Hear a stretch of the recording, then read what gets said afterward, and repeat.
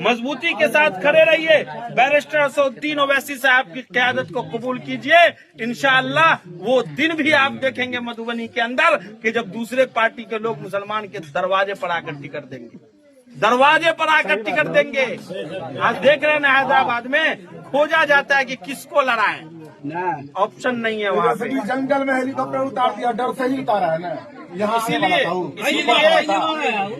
एकजुट होइए। बहुत ताकतवर है हम लोग मधुबनी में, सबसे बड़ी आबादी है हमारी, कहीं से हम लोग कमजोर नहीं है। पूरा हिसाब बारी करके हम लोग रखे हुए हैं, कितना वोट गिरना है और कितने पे क्या होना है। इसलिए किसी के बहकावे में नहीं आना है। अभी 2-4 लोग उस गांव से आएगा, 2-4 उस गांव से आएगा समझाने के लिए, उसको सीधा कहिएगा कि कितना पैसा मिला है। को दिए हम लोग ने 10 साल दिए, मुसलमान का एक भी काम गिना दिए पूरे पंचायत में, एक भी काम। सीधा पूछिएगा कितना पैसा मिला है तुमको दलाली, एक भी काम पूरे मुसलमान ने गिना दिए। सीधा क्या हर एक साल भवानीपुर मंदिर में 16 लाख रुपया देने का काम किया है, दिया कि नहीं किया है। मुसलमान का कहीं मस्जिद मदरसा ईदगाह टाउन कहीं 20,000 में बिक रहे हैं, 25,000 में बिक रहे हैं। लोगों के पास ईमान नाम की चीज नहीं रह गई है। इसलिए मजबूती के साथ एकजुट होइए। नौजवानों को मुत्तहिद रहना है और हमारे जितने भी गार्जियन हैं उन लोगों को दुआ भी करनी है और नौजवानों का सहारा भी बनना है। इसलिए लड़ाई हमारे अकेले की लड़ाई नहीं है, अकेले की लड़ाई नहीं है। हम पूरे विधानसभा की लड़ाई लड़ रहे हैं। अगर हम पीछे हैं, पीछे हटेंगे, कमजोर होंगे, इसका मतलब है आप कमजोर होंगे।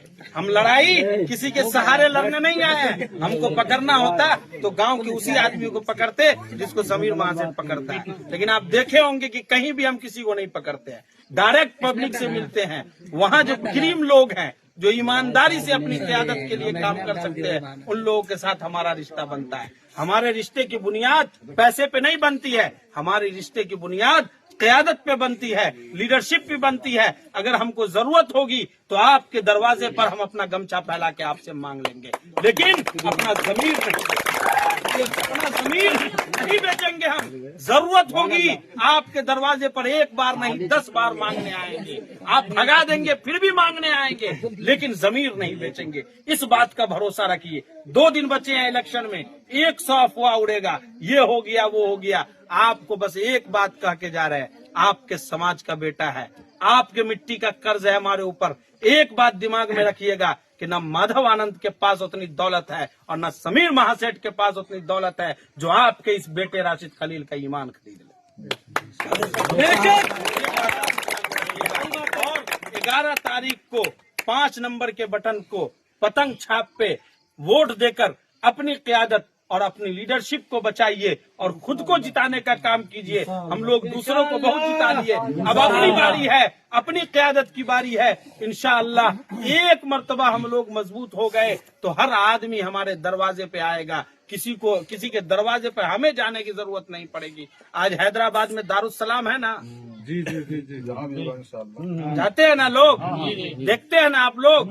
क्यों जाते हैं? क्योंकि उसने अपना खूंटा मजबूत किया। हम लोगों के पास खूंटा ही नहीं। खूंटा जब भी हम लोग गाड़ना चाहते हैं तो 2-4 लोग खड़े हो जाते हैं उसका विरोध करने के लिए। इसलिए इस मर्तबा माहौल पूरा बना हुआ है। आप सलमपुर बिरौल से लेकर के आप पूरा सकरी तारसराय तक छान मारिए, आपको बस एक ही चीज नजर आएगा कि इस बार 14 नवंबर को पतंग उड़ेगी और इंशाअल्लाह हम लोग कामयाब होंगे।